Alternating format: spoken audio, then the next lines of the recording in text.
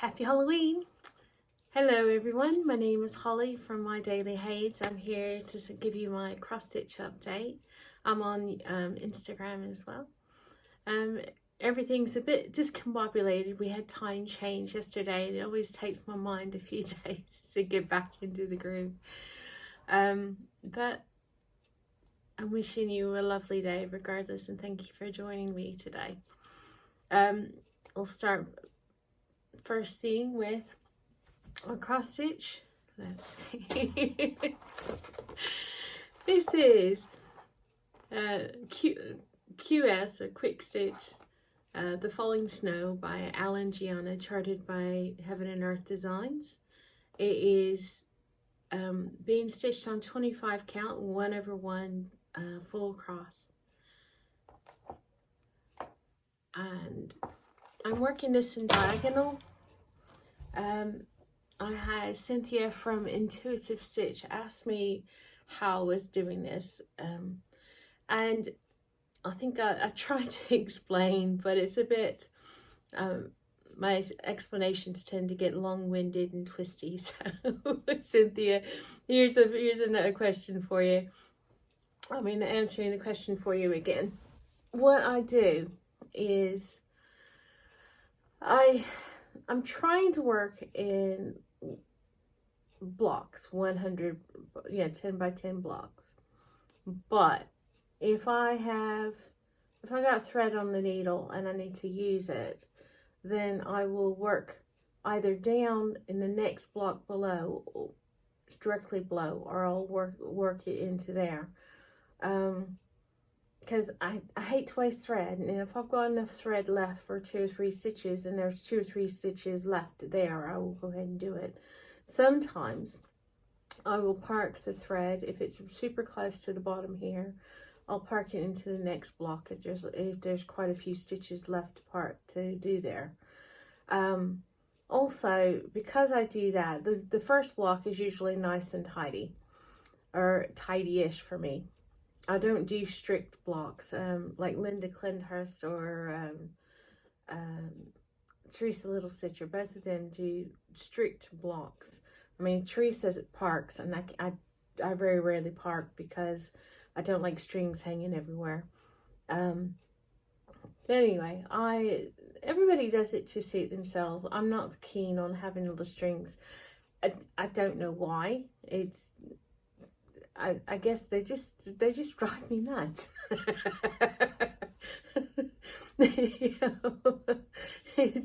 It's having things, as much as I don't mind, as much as I'm not overly keen on the scraggly look sometimes, especially towards the bottom, I get more and more stitches. But anyway, for Cynthia, so the first block usually looks quite tidy.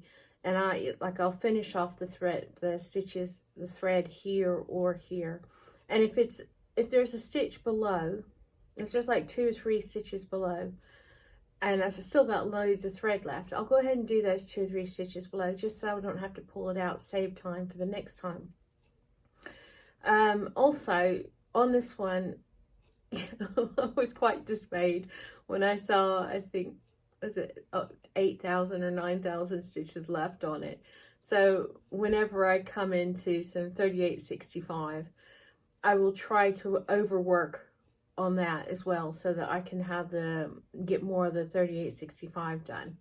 So if I have some, for instance, if I had some 3865 here and there was a small patch right directly below where I stitched, I'll do the 3865 most of the time.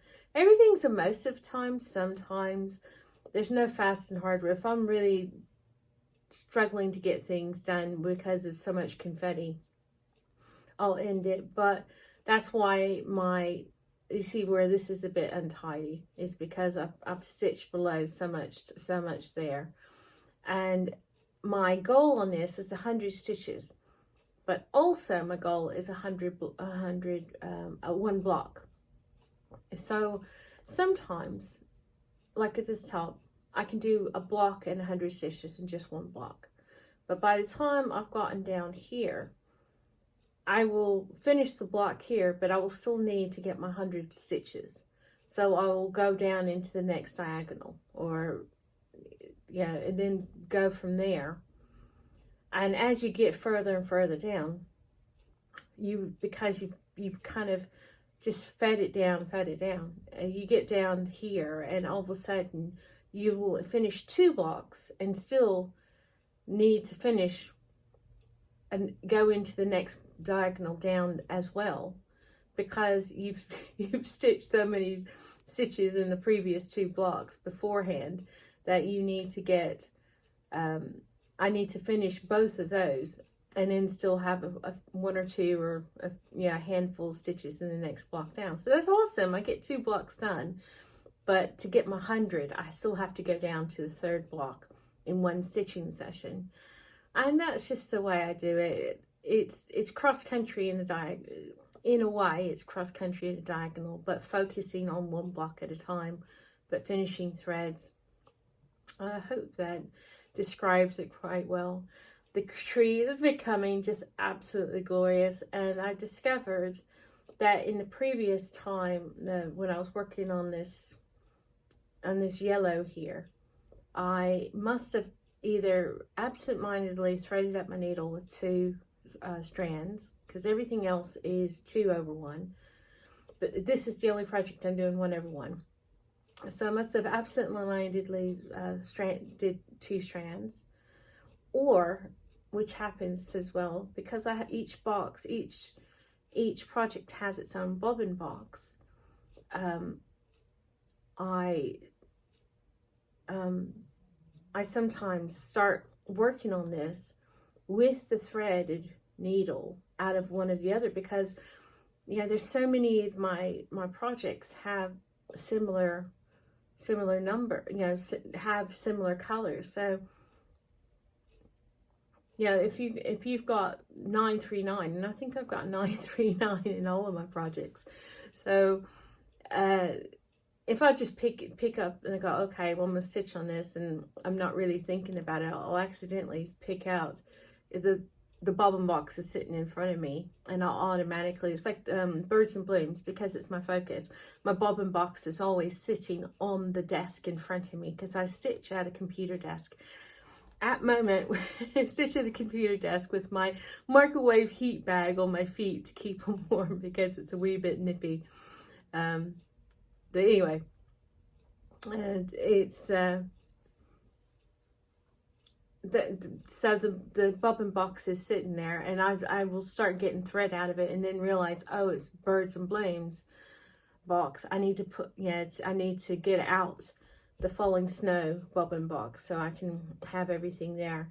And every once in a while I'll do the same thing with one of my other projects. I'll absent-mindedly, once I've been working on this, I absent-mindedly start threading it up, or I will absent-mindedly leave the falling snow box out and then try to start stitching, and then I'll realize, because the 1 over 1 on 18 count is quite sparse, so I'll quickly sort it out. Usually I'll just I'll put the just cut the thread off and then put it back in the box, and then do it, because usually I will discover it just as I do the first stitch, and just cut it instead of taking it out, and I'll just sort it out that way. Anyway, that's a long drawn out explanation on how my higgledy-piggledy way of stitching is. Anyway, this is coming along. I feel guilty that I'm not stitching on this every day because of my current rotation, just so I can finish birds and blooms. So that's just the way it is. I'm even considering, if I don't get enough progress on my birds and blooms, is later on I might not stop working on all my other ones completely, which will mean that I won't have that much to show for you guys. Anyway, falling snow is 25.26%. Yeah, I'm only working on it 2 to 3 times a week for each of these videos, now that I've got it in new rotation. So none of my first 3 projects will have a great deal of progress, unfortunately. Anyhow, just means you don't have I won't take up as much of your day next time. This is Mini Mountain Landscape. It's a stock photo charted by Heaven and Earth Designs. The colors are glorious, very bright, vibrant, and just to die for. This is stitched on 18 count, 2/1 full cross, and it's lovely. And I've reached the sun! Yay! Oh, isn't it fun how we just find a certain part of the chart that we've been looking forward to for so long? It's absolutely lovely. It's a lot lighter yellow than I thought it would be, but it's still. And here it is. Oops, I cannot see. Oh dear, isn't that lovely? I have so much further to go, but this one is 27.07%. I've been having a lot of the 7s when I've been doing my videos on this lately, so it's quite fun. And next is Mini Evening by Leonid Afimov. It's charted by Heaven and Earth Designs. It's on 18 count Aida 2/1. Now this one, I worked on it last this morning, and these colors, I'm still running into colors I haven't used yet. So it's like, yay! Lots of excitement about reaching, and you see all those colors. Now this is kind of shows an example of my cross stitch, cross country in the column. Instead of stopping a thread in a box, I'll just keep working down cross country, unless I find it to be too much of a distance to keep going down.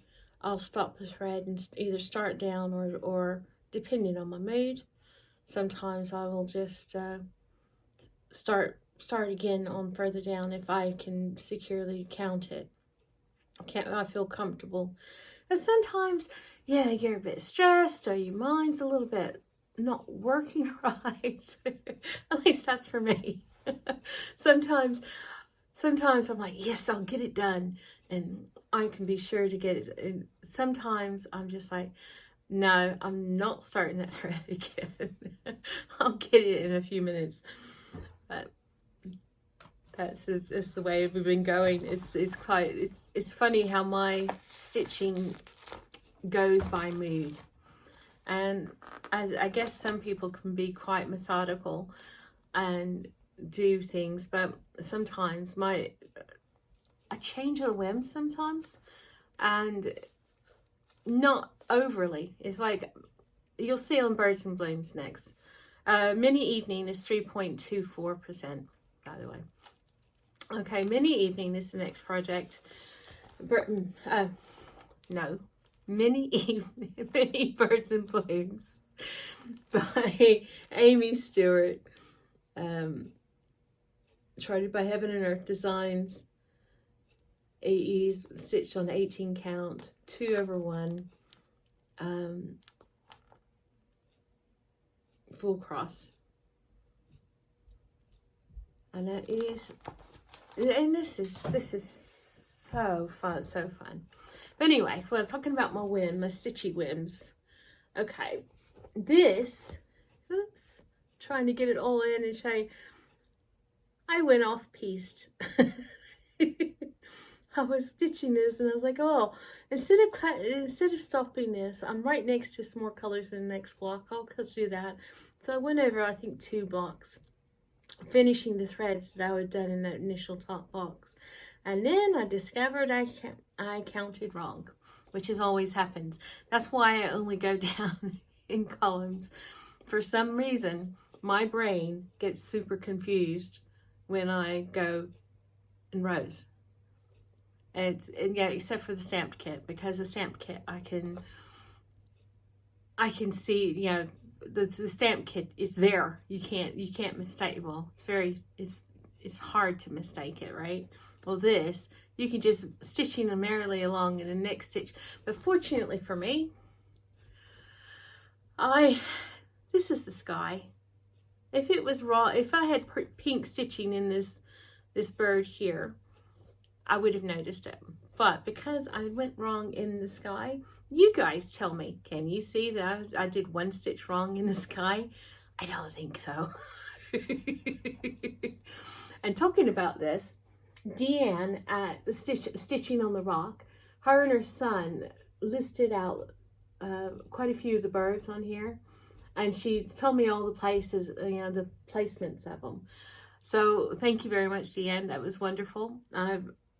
These, I'm not familiar with a lot of these birds. I think they're either northern U.S. or Canadian birds. And I mean, obviously some of these I know. I mean, cardinals are quite, I grew up with cardinals and some of these other ones that I've known over the years, but there's quite a few of them that we didn't have. I mean, I was very lucky. We had hummingbirds. My grandparents' farm in Mississippi, they had mimosa trees growing in the pasture, and I would go take a book after my chores were done. I would go and take a book and climb up in the tree, and I'd be reading a book, and all of a sudden I'd hear a humming sound, and I'd look up, and there'd be these beautiful, beautiful hummingbirds just flittering around me, having some of the mimosa flowers, and I would sit there and just watch them for ages. It was wonderful. But anyway, I think she said there's a hummingbird on this somewhere. I don't know if it is, I haven't discovered it or I haven't realized, because I look at it up close. I haven't sat back and looked at it from a long distance very often, because I'm always eager just to keep on stitching. And when I put this away at night, the last thing I want to be doing is staring at the pattern. Especially one night before last, I think I got 1,000 stitches in it, which is amazing for me because I'm not a fast stitcher. And that was a day that was, I had my dryer delivered. And, you know, you've got all these bits and pieces you need to do when you have an appliance delivered. So my day was very disrupted by that extra bit of things that needed to be done. Anyway, you don't need to know about that.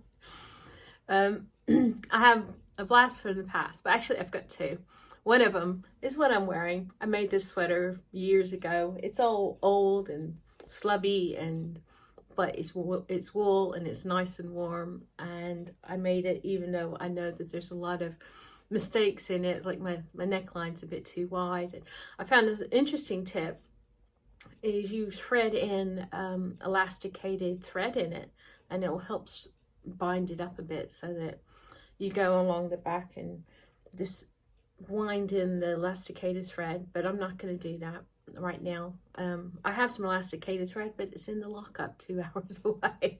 And I'm not going to go and buy some more elastic thread just so I can do my little stitching up, because it's not something I use very often. And this is fine. I'm not a fashion maven, so I don't care really. But I do love my nice warm jumper. But for my blast from the past, the cross stitches is, I think a Derwent Water Designs. Sorry, the glass is making it very difficult to say. But anyway, this was my first 28 count, and it was on linen. I'm pretty sure it was 28 count. It might be 25. No, it's 28. No, it's not actually. Yeah. I don't know what it is. It's one of those. It's 25 or 28 count linen. I think it's 25 count actually. But it was my first experience of 2/2, and oh goodness, I mucked up a few times. I really messed up, and I had to be creative in my stitching to rectify it. And I was thinking, well, the wonderful thing about nature is has a little bit of leeway, so you don't have to be as strict with it. If you're doing a sampler and you've got a border that's straight, you need to make sure those stitches are straight. But when you're doing trees in nature, only the designer would ever know that or another cross stitcher would know that I've messed up here. But anyway, I really like it. I don't like the frame. My husband framed it in this frame that he found in a charity shop, and he likes the frame, but neither one of us are keen on the frame for this photo. But his thing is, it will do. Because he wanted it framed and up on the wall.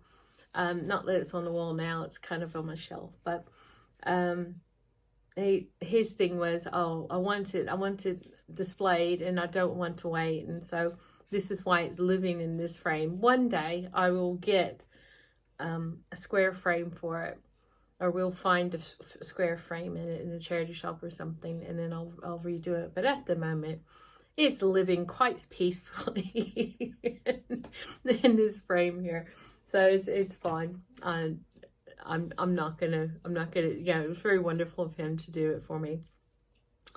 I was just gonna say, my wonky pictures on Instagram, it seems like my stitching's gone askew, but it's because I take my pictures on my desk, and I've got my computer keyboard behind it. So sometimes it looks like my stitching kind of goes like this, but it's not. It's just where the fabric is not laying straight away. And I was just looking at my bullet journal today, where I write down my totals, which I've been doing it for quite 2018 or 19. And it's quite nice to go back and sit and visit some of my previous starts and finishes, and it's lovely, even though it's quite mucky, yeah, quite messy. I'm not a nice, neat person. I do the graph and I log it, and it's quite chicken scrawly, but I can read it, and that's all that matters. No one's gonna really ever care. So one day that bullet journal will probably get thrown in the trash. So.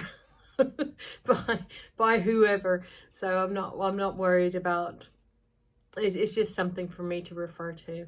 I know some people can do the most beautiful layouts in the bullet journal. Sandra at Cherry Heart, I mean, the lady, everything she does is just so precise and so pretty. She's a crocheter, so she's really a lovely. Presentation wise, she's just lovely, and I'm just excited. It's the end of, and we don't do up here, there's just no trick-or-treaters at all.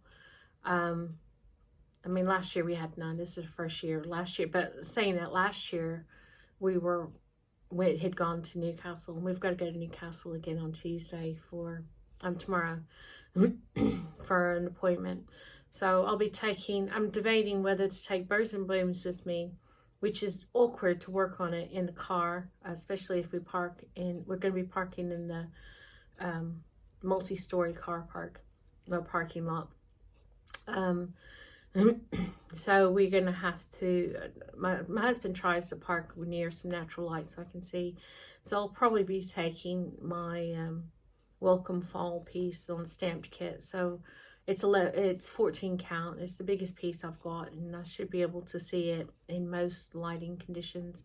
And if I do end up going in with my husband, which I doubt, I prefer sitting in the car listening to my audiobook, or just sitting in silence, doing my stitching. Anyway, yeah, that's it. I'm debating. I'd rather, we're going to be gone most of the morning, and maybe later, because last time we went down, they said, oh, well, we need to do this test, and you can either come back in a couple of weeks, or you can wait a few hours and do it today.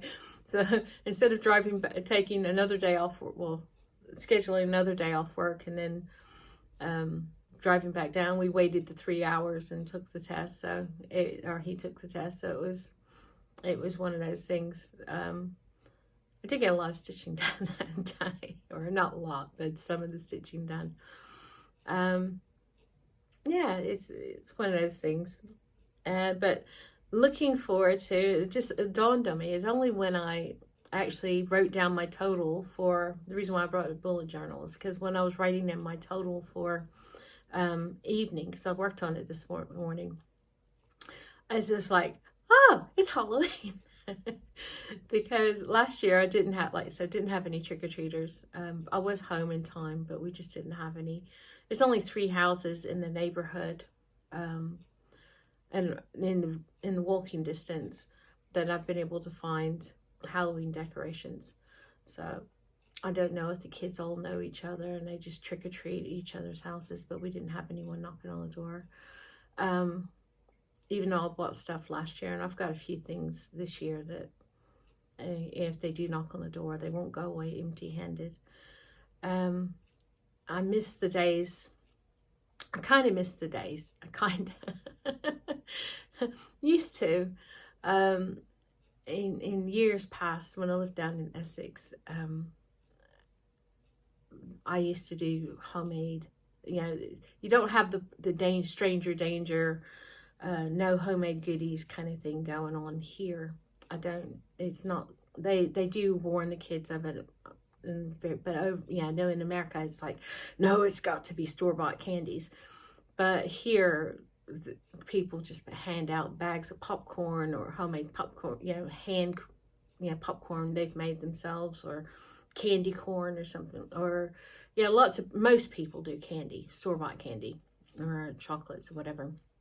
But because once I found out that I could do my homemade goodies, for years and years, I would do homemade Halloween goodies and decorate, cookies and muffins and cupcakes, and sometimes I even made my own homemade toffees and stuff and passed them out for the kids, which was fun.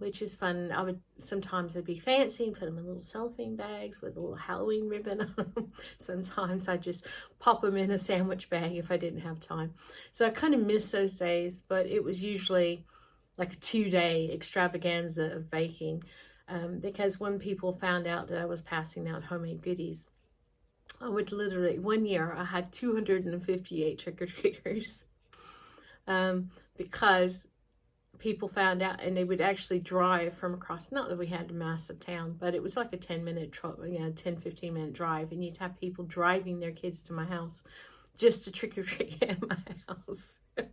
Or people in our neighborhood would tell their friends or neighbors, and then they'd bring their kids over just to get homemade goodies, which was fun. But it was like a 2-day baking extravaganza of 12-14 hours each day of doing all the goodies and stuff. Because I would do 2, like a muffin and a cupcake, or 2 decorated cookies per bag. So that's a lot of cookies and a lot of muffins. And I was known as the cookie lady or the muffin lady. And yeah, it'd be really fun. I'd be walking around the neighborhood and it's like, oh, hi, it's the muffin lady. It was really fun. I've never been a scary Halloween kind of person. I'm a fraidy cat. I love the cutesy kind of bunnies and puppies and little fairies, and I'm not a horror fan at all. So I really appreciate people when they don't do Freddy Krueger and werewolves and things like that. But it was I always, especially the little ones, when they're just learning to say Happy Halloween or Twinkle Tweet, and I'm like, oh, you're so adorable. Anyway, I miss that, but I don't miss the 2 days of baking and preparing and getting all the flour and sugar and things like that I was doing. But and anything that I always bake, I always counted so I'd know how much to make for the next year, because I never wanted anybody to go away disappointed. There was a couple of times I ran out and ended up having to give the lower option of store-bought cookies.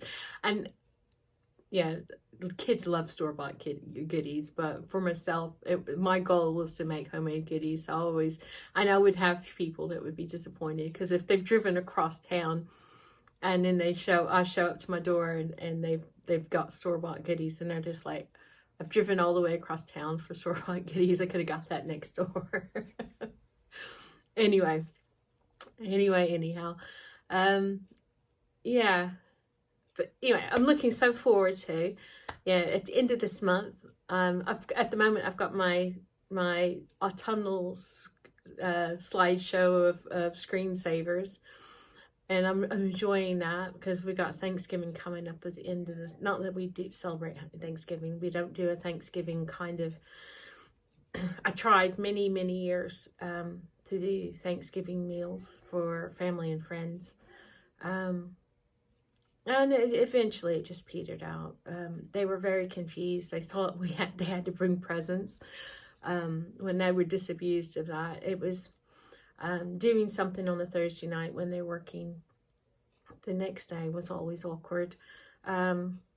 We tried doing it on different days, and because it's not their custom, people just weren't interested. And now that my son is no longer young, I used to always do it with him, even if it was just my husband and I.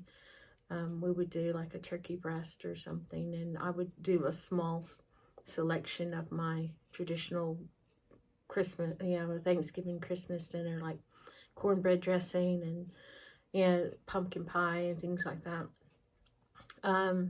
It's just my husband and I. I'll probably do, like I say, a roast chicken, or maybe even get a small turkey and roast it and then put it away in the freezer, and just because I do that anyway to save money and time, is I'll pre-cook a lot of things and then use that for 1 or 2 meals, and then the rest of it goes in the freezer for another time to save time, money, and energy.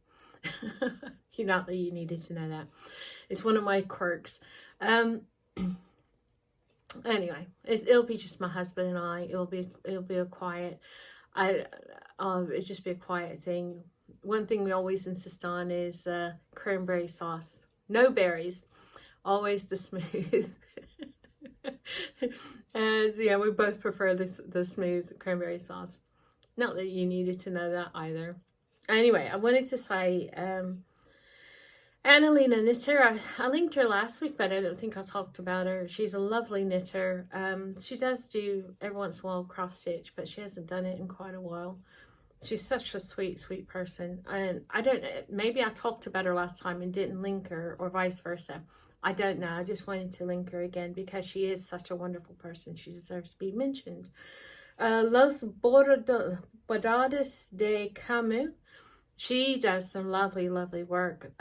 She is, I can't remember if she speaks Portuguese. I think she's Spanish, and she's she has, and you can just see her work. It's absolutely stunning, and it's nice seeing other people from other countries cross stitch, because they don't have the same patterns as some of them. Obviously they'll have HAEDs, but they also have artists and patterns from their countries or nearby countries, so they have a lot more. So there's a lot of difference in what they stitch, and you can see the style is different from what. So I enjoy it, and I took Spanish in high school and lived in Texas for off and on for about 7 years. So there's a few little, and I've studied it off and on. So I understand a tiny bit, but I also put the subtitles on so I can. But I really enjoy it. It's just like watching the Dutch like Jessica Stitches.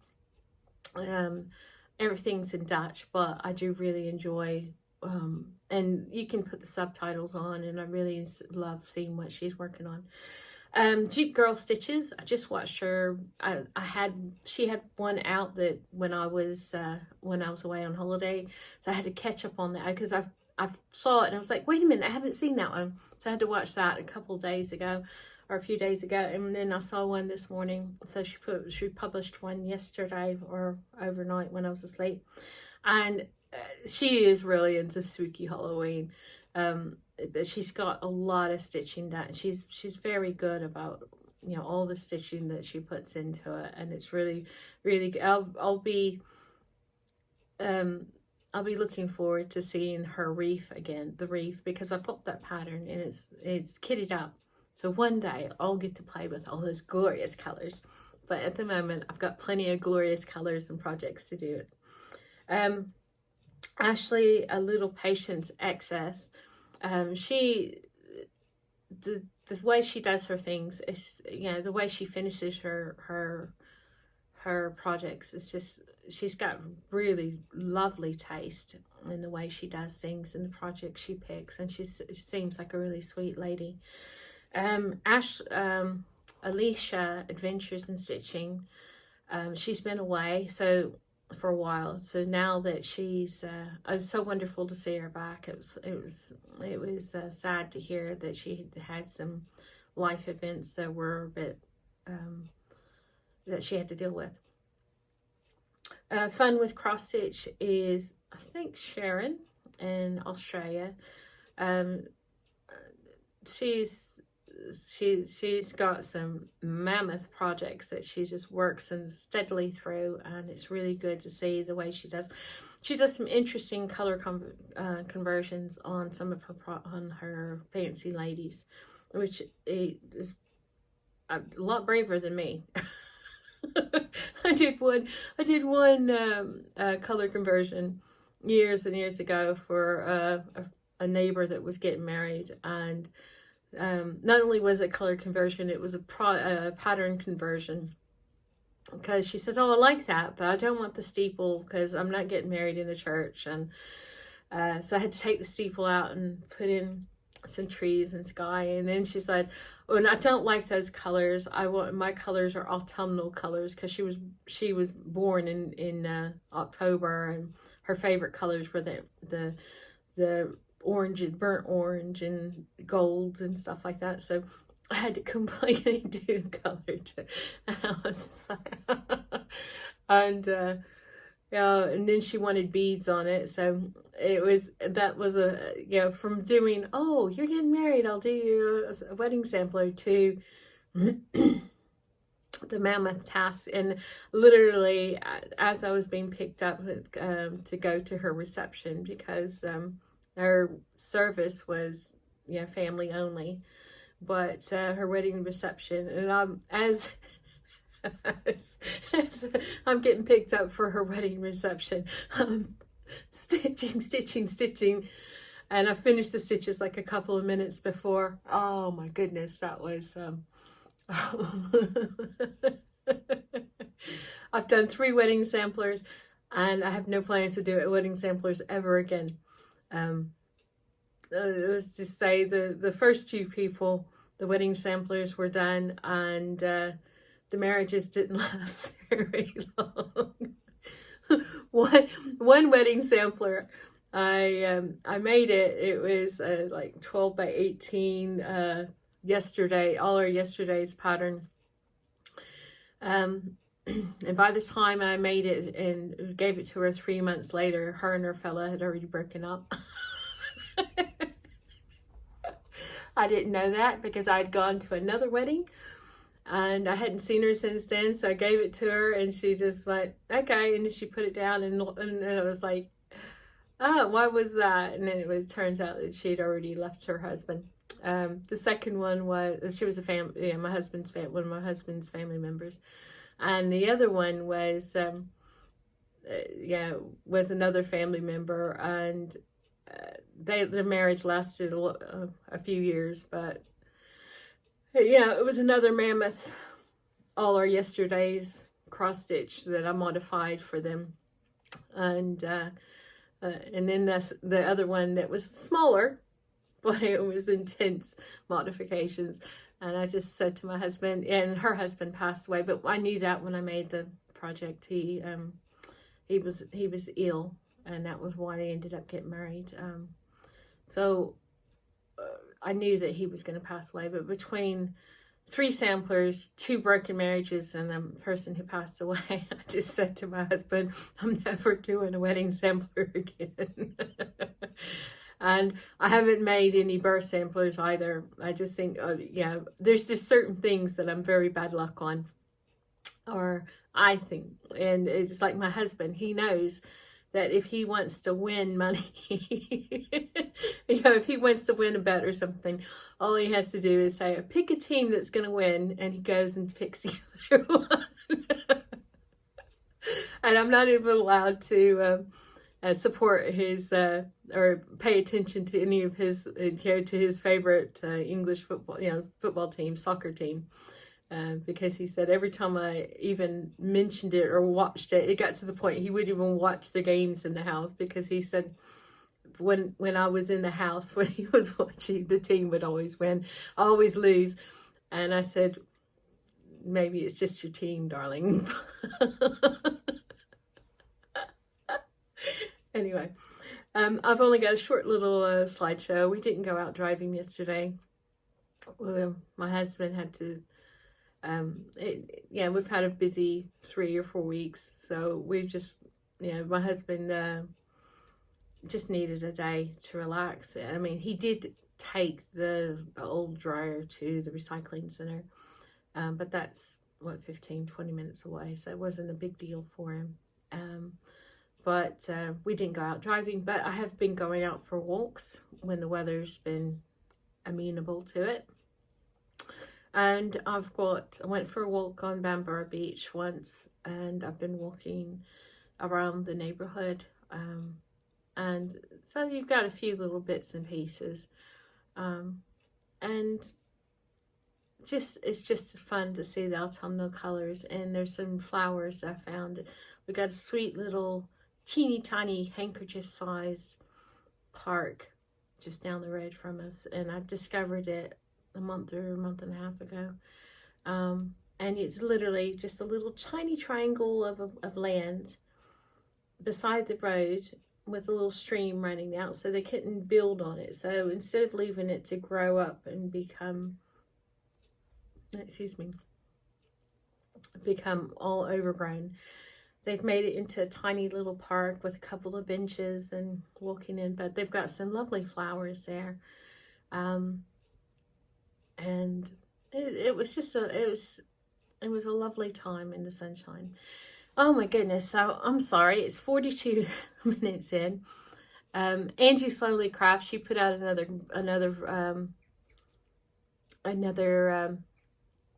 video this week, and she's just so chatty and so much fun.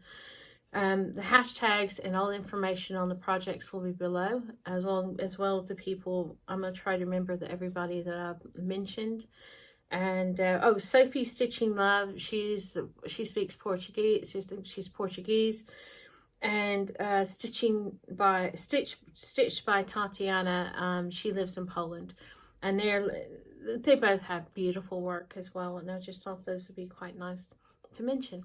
So you all have a wonderful, safe Halloween, and I will see you in November. Have a wonderful day.